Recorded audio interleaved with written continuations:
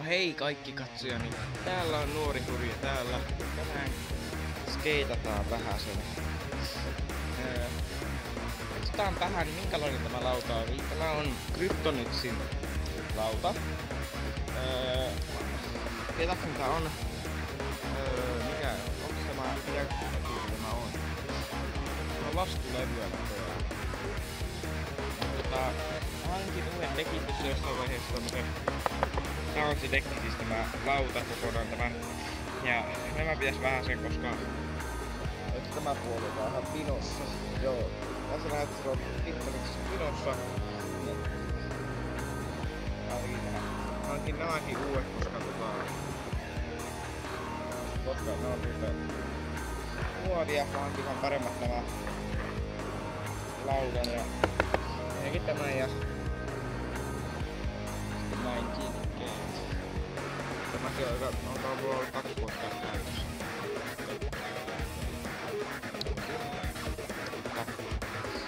Täällä mä oon sitten vähän skeitannut. Siksi mä lähden testaamaan uutta rautaa. Täällä on 20 ulkona täällä sairaan kuuma.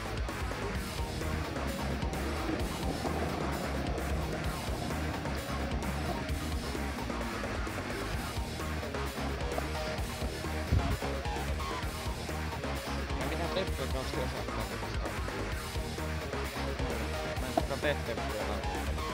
Mä otan ne kruisään jäpä. Vaikka tämä on semmoista temppuilua varten, mutta mä en temppuile laulalla. Mä en tiedä miksi. No, siinä on aika helppo syy. Mä en osaa temppuilla. Oho! Se on temppuilla, kun mä en vaan viitti tehdä niitä temppuja, tai mä en jaksa tehdä. Mä en osaa tehdä. Siksi mä en teekään. Mutta täällä on ihan kiva kuisalla. Mä hankin kokonaan ihan uuden laudan. Osat. Mä laitan tähän lautaan, mikä tää on uuden laudan. Mä tähän pistän mun pennyboard. Kaikki varmasti tietää mikä on pennyboard. Niin sen renkaat tähän ja tästä tulee kruisilulauta ja sitten mä hankin ihan skeittilauan, kun mä teen temppuja. Mutta tästä mä teen kruisilulauan pennyboardin renkailla. Minkä nyt mä pistän pennyboardin. Ei pennyboardin. Näin. Kruisilulauta. Sen takia mä haluun ostaa kruisilulauan, kun toi on ensinnäkin niin iso. Mutta ne renkaat on paskat, koska ne ei kauhean pitkälle niin kuin yleensä, vaikka mä rasvasin noin eilen. Huomaatte kai.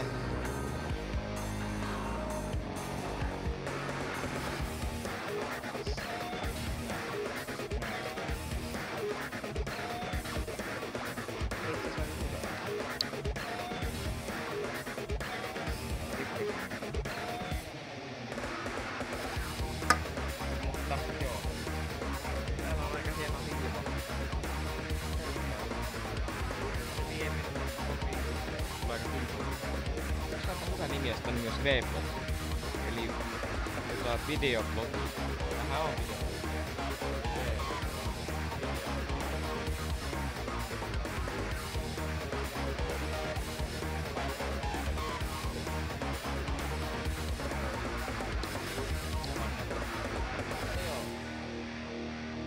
Katsoitte tämän pienimuotoisen, mutta aika tylsä on aika.